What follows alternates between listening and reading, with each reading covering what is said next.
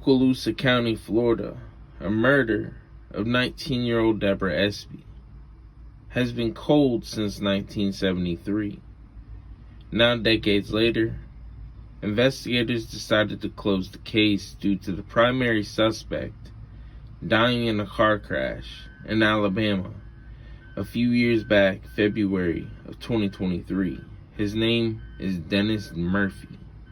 March 12, 1973 was the last day Debra Espey was last seen alive.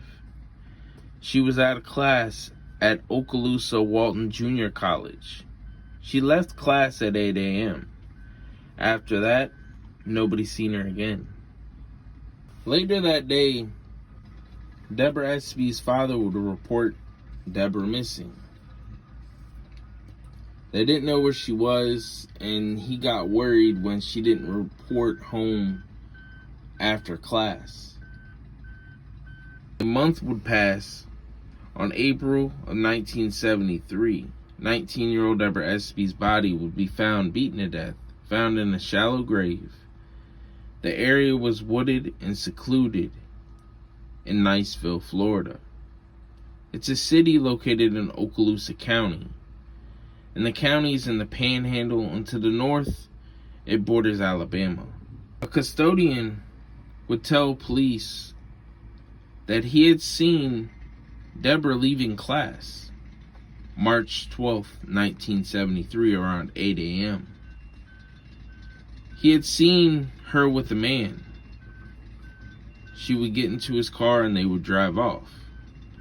The custodian would describe who this man looked like and what he drove. Investigators would be able to identify this man. His name is Dennis Murphy. From the very beginning, he was the only suspect investigators had throughout the years. There just wasn't enough to prove that he did anything. So Dennis Murphy walked around a free man for over 50 years, keeping the secret that he killed 19-year-old Debra Espey. Back in the 1970s, DNA wasn't a thing compared to today. Some of the evidence, like DNA, was too degraded because of the methods of how investigators stored the evidence back then.